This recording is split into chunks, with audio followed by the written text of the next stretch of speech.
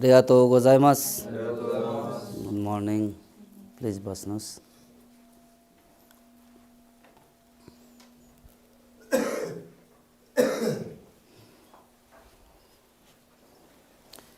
Arigatou gozaimasu. हिजोको लागि धेरै धेरै धन्यवाद सबैजनालाई. Everyone enjoyed together, had fun, watched World Cup football. है धेरै धेरै धन्यवाद. आज पनि एचबीएस को फाउन्डर गुरु निस्सेन शोनिनले सिकाउनु भएको एउटा गोक्योका हामी पढ्न गइरहेका छौं. बुक हुनेहरुको निम्ति पेज 209 गोक्योका नम्बर 1507 पेज 209. गोक्यो कानि शिंजिन नो आरुतो नाशितो वा सांके ओ सुरुतो सेंतो नि आरावारे नि केरी. शिंजिन नो आरुतो नाशितो वा सांके ओ सुरुतो सेंतो नि आरावारे नि केरी. बुच्चिरु खाइदो निस्सेन शोनिनले सिकाउनु भएको शिक्षामूलक कविता गोक्योका रहेको छ. आजको गोक्योकाको शिक्षा शिंजिन नो आरुतो नासितो वा. शिंजिन भनेको फेथ चाहिँ छ कि छैन भन्ने कुरा. सांके ओ सुरुतो सेन्तो नि. सांके भनेको च्यान्टिङ सेसन्सहरुमा पार्टिसिपेट गर्छ कि गर्दैन. आरावारे नि केरी भन्ने चीजमा झल्किन्छ. फेथ कसैमा छ कि छैन भन्ने कुरा सांके च्यान्टिङ सेसन्सहरुमा पार्टिसिपेट गर्छ कि गर्दैन भन्ने चीजमा झल्किन्छ भनेर खाइदो निस्सेन शोनिनले सिकाउँदै हुनुहुन्छ. The translation for this Gokyoka would be, whether someone has faith or not is manifested in whether he participates in Sanke or not.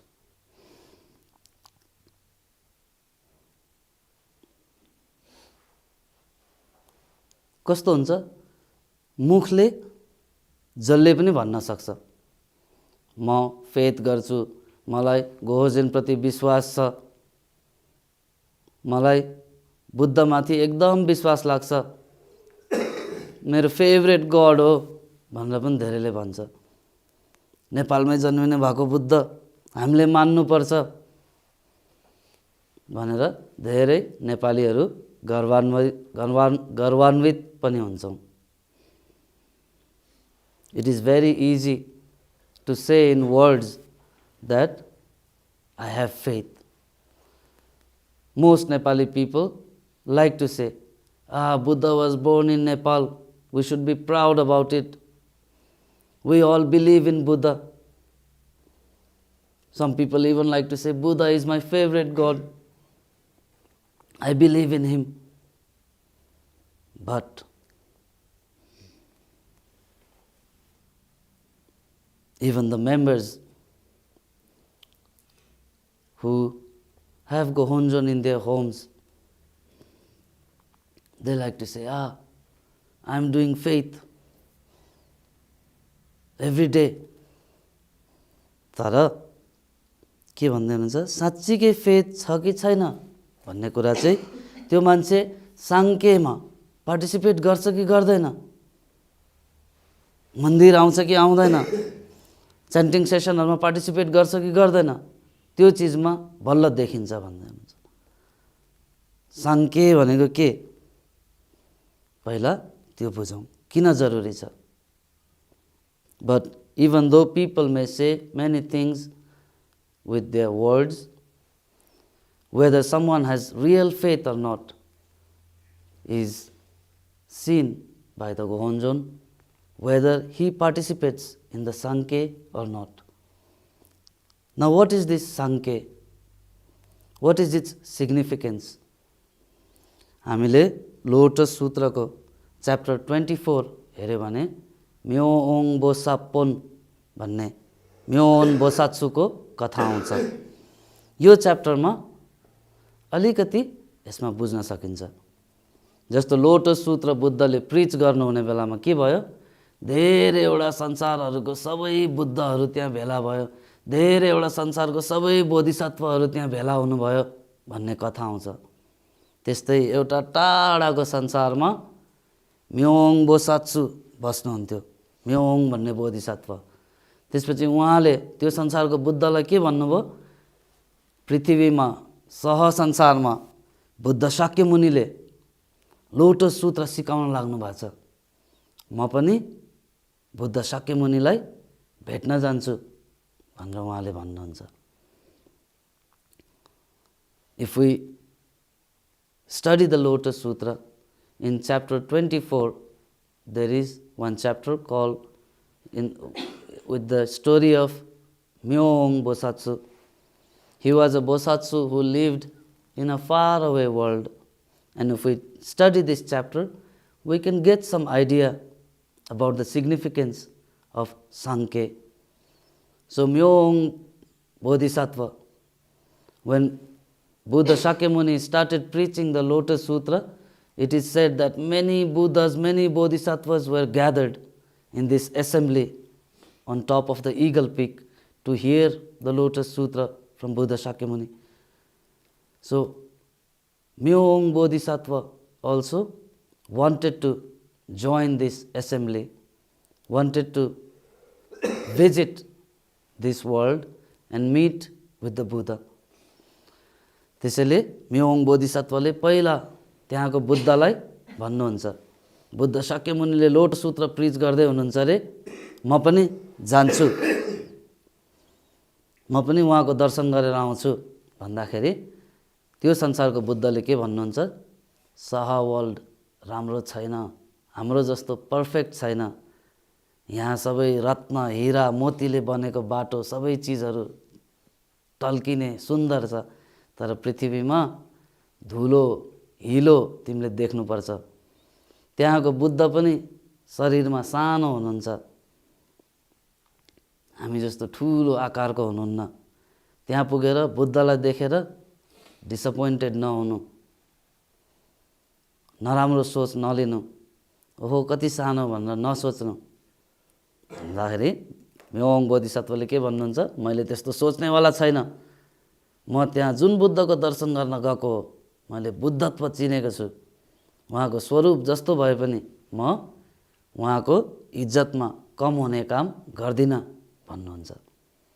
So Myoङ Bodhisattva, when he was ready to visit the Saha world, the Buddha of that land comes to Myoङ Bodhisattva and tells him, we are living in a very beautiful, very perfect world, but when you go to the Saha world, you will see that it's not a beautiful place. There are rocks, mud, earth, and even the Buddha of that land is very small, is not the size of ours. He is not very impressive to look at. So when you go, you are marked with all the auspicious marks. So when you go and see the Buddha, don't think bad things. Don't think disrespectful things about him by seeing him. Don't go for the appearance. And Myoङ Bodhisattva replies, I understand. I understand the Saha world is not as beautiful as our land. I understand the Buddha there is not very impressive to look at. But I will have no disrespectful thought about him because I understand, I know what Buddhahood is. I will be very respectful with the Buddha there. So he makes this promise and leaves that place. उहाँले यो promise त्यहाँको बुद्धसँग गरेर यहाँ आउनुहुन्छ। So this means for us practitioners, the Gohoumon is the living Buddha that we have in the temple, that we have in our house. Gohoumon को भित्र जिउँदो बुद्ध हुनुहुन्छ। गृध्रकूटको माथि बसेर लोटस सूत्र सिकाउँदै गर्नुभएको प्राइमोर्डियल बुद्ध गोहोन्जोनमा हुनुहुन्छ। So the first thing about Sanke is come to meet with the living Buddha, with the Gohoumon in the temple, to approach the Buddha, बुद्धसँग approach गर्नलाई। Secondly, when Myong Bodhisattva reaches the eagle peak, he gets down and he pays his respect to the Buddha and goes around him and starts praising him with many words. And after praising, he starts to ask Buddha about how are you, how is the teaching in the Saha world, are the beings in Saha world suffering, are the beings respectful towards their parents. He asks many questions to Buddha. In other words, he approaches the Buddha and makes a relation with him. This means for us practitioners, when we come to the temple, we approach the living Buddha, the Gohoumon.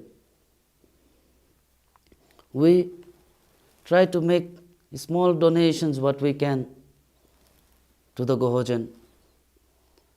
And we try to make a relation with the Gohoumon by chanting the Odaimoku Namu Myoho Ringe Kyo, Namu Myoho Ringe Kyo, which is the best things that we can offer to the Buddha.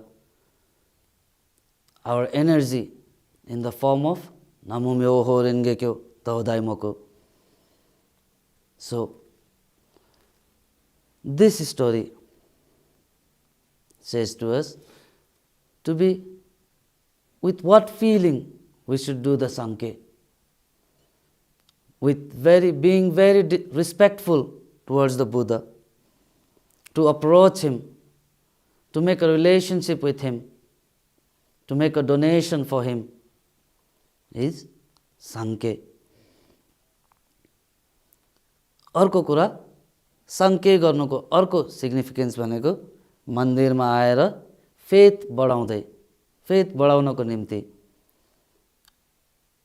गोहोमनहरु सुन्ने, आफू एक्लैले practice गर्दाखेरि गल्तीहरू हुन्छ, मन्दिरमा आएर मङ्कहरुसँग सोध्ने, आफूभन्दा senior मेम्बरहरू पहिलेदेखि गरिरहेको मेम्बरहरूलाई हेर्ने, उनीहरुसँग एक्जाम्पल लिने, एक्लैले गर्दा गाह्रो हुन्छ भनेर संग छ, संगमा रहेर chanting गर्ने. Many people might think, if I have Gohoumon already in my home, why do I need to do Sanke in the temple? Why do I need to visit the Gohoumon in the temple? The second thing about Sanke, about visiting temples, participating in okos, is to hear the Gohoumon, to do the study. When we are doing alone our practice in the home, we might knowingly, unknowingly be doing many mistakes. We might be making many bad habits which will not help us make a relation with the Buddha. So we need to come to the temple to learn from the monks, to learn from the other senior members who have been doing faith from long time, to discuss with them, to learn from their experience, and to make our faith, to make our relationship with the Buddha stronger. त्यसैले हरेक SBS मेम्बरले गाह्रो भए पनि, जस्तो भए पनि chanting सेसनमा, संकेमा आउन एकदम जरुरी छ। त्यसैले धेरै मन्दिरहरुमा एउटा प्र्याक्टिस हुन्छ, जाडोको सबैभन्दा जाडो टाइमको 1 महिना, गर्मीको सबैभन्दा गर्मी टाइमको 1 महिना सबै मेम्बरहरू एकचोटि मन्दिरमा आउने। किनभने गाह्रो भए पनि, जति अप्ठ्यारो भए पनि फेथलाई कतिको प्रायोरिटी दिएको छ, बुद्धसँगको रिलेसन 1 नम्बर हो भनेर त्यो बेला गाह्रो हुँदा हुँदै पनि मन्दिर आउनु भनेको बलियो फेथको प्रमाण हो।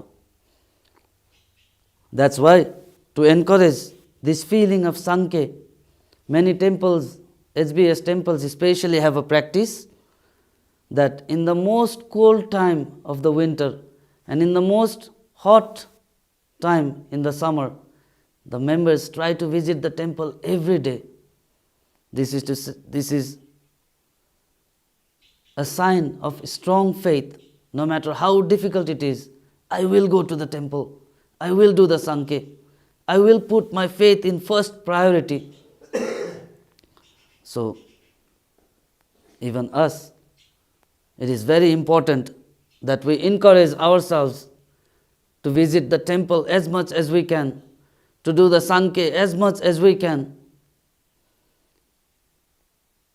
Recently, in the times of COVID, when people could not visit the temple, most temples started doing live sessions. In these times when it is impossible to visit the temple, we can do Sankhe online by using the internet. So let's do it. Let's put our faith in the first priority. Let's show that we have strong faith by participating in the Sankhe, in the temples, in the okos, as much as we can. Although we might be busy, although we might have 1,000 things to do, let's put our faith as first priority. And if we can do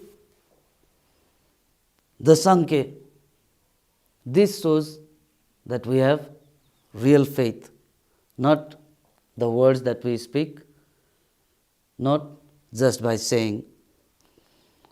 भनेको त्यसैले हामी सबैजनाले मन्दिरमा जसरी पनि जान्छु, हजारवटा काम छ गर्नलाई, तर फर्स्ट प्रायोरिटी आफ्नो फेथलाई राख्छु भनेर मन्दिरमा आउन इन्करेज गर्न एकदमै जरुरी छ।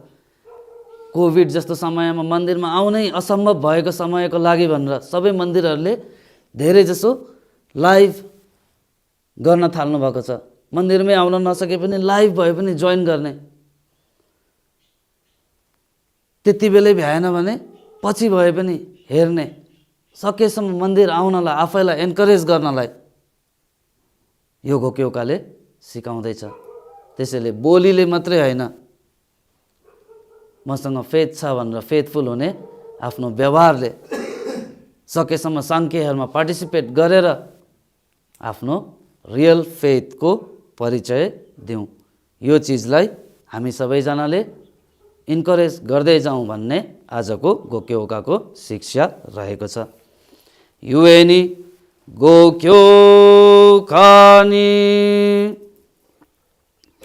सिन्जिन्नो आरुतो नाशितो वा साङ्के ओ सुरुतो सेन्तोनी आरावारेनी केरी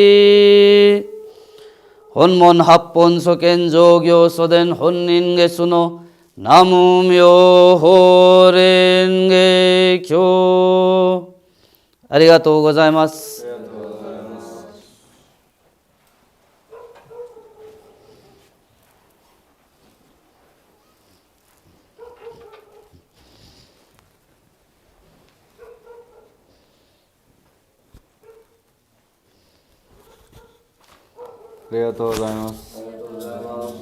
आजको च्यान्डिङ सेसनमा सहभागी सबैलाई धन्यवाद।